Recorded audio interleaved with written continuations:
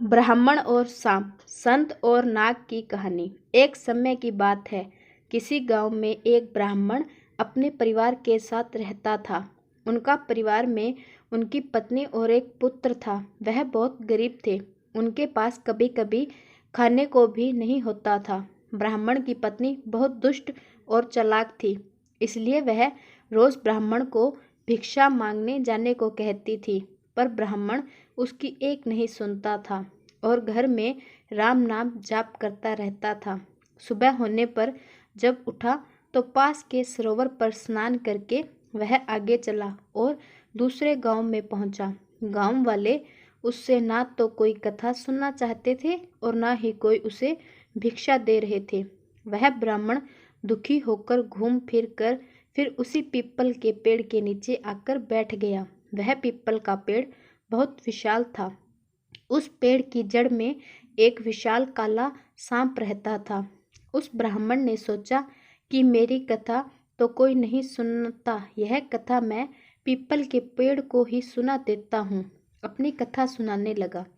कथा पूर्ण होने पर पेड़ के नीचे से एक काला नाग निकला और उस ब्राह्मण को एक स्वर्ण मुद्रा देते हुए बोला, तुम रोज यूं ही यहाँ आकर मुझे कथा सुनाया करो, मैं रोज तुम्हें स्वर्ण मुद्रा दूंगा।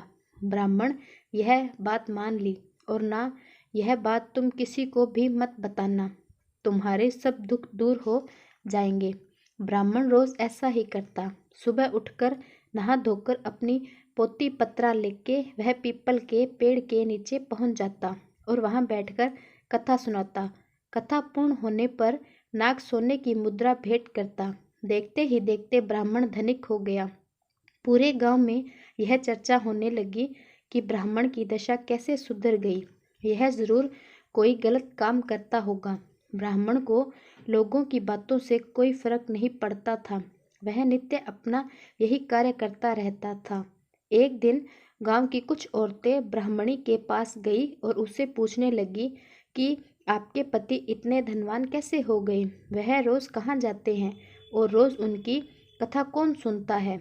औरतों की बातें सुनकर ब्राह्मणी के मन में शंका आ गई। उसने एक दिन अपने पति से पूछा कि आपको यह धन कहाँ से मिलता है, मुझे भी बताइए। ब्राह्मण बोला, तुम्हें इससे क्या मतलब है?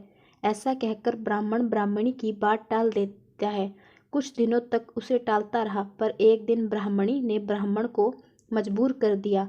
ब्राह्मण मजबूर होकर उसने अपनी पत्नी को नाग की सारी बात बता दी, जिस वजह से उसकी पत्नी के मन में लालच आ गया और ब्राह्मण के खाने में नशे की दवा मिलाकर उसे खिला दिया और अपने बेटे से बोली, बेटा उस पीपल के पेड़ पर जाओ और नाग को मारकर सारी संपत्ति ले आओ। ब्राह्मण का लड़का अपने पिता की पोथी पत्री लेकर वहां गया और पीपल के पेड़ के आगे बैठकर कथा सुनाने लगा। कथा पूरी होने पर वह नाग बाहर आया और उसको स्वर्ण मुद्रा देने लगा। तभी ब्राह्मण के बेटे ने कुल्हाड़ी से नाग पर वार कर दिया, जिससे नाग की पूंछ कट गई और नाग भी पलटकर लड़के के पैर में डस दिया, जिससे लड़के की मौत हो गई।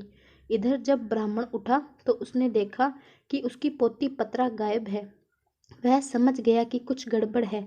वह जल्दी से पीपल के पेड़ के पास गया तो देखता है कि उसका लड़का वहां मरा पड़ा हुआ है। ब्राह्मण को देखकर नाग बाहर आया और कहा, ब्राह्मण, मैंने तुम्हें कहा था कि स्वर्ण मुद्रा की बात तुम किसी से नहीं कहोगे और तुमने बता दी। अब तुम यहाँ से चले जाओ, तुम्हारे पुत्र का दुख है और मुझे मेरी पूंछ के कटने का। मैं तुम्हें श्राप देता हूँ कि तुम्हारी जो संपत्ति मेरे द्वारा बनी थी वह सब नष्ट हो जाएगी। ब्राह्मण नाग देवता के मुख से यह सुनकर सिर पीटता रह गया और रोता बिलखता अपने पुत्र का शव लेकर वहां से चला गया। घर जाकर अपनी पत्नी को बोला, देखो तुम्हारे लालच की वजह से हमने हमारा इकलौता पुत्र गंवा दिया और हमारी सारी संपत्ति नष्ट हो गई। ब्राह्मणी भी रोती रही। स्टोरी को लाइक, कमेंट और सब्सक्राइब करना ना भूलें।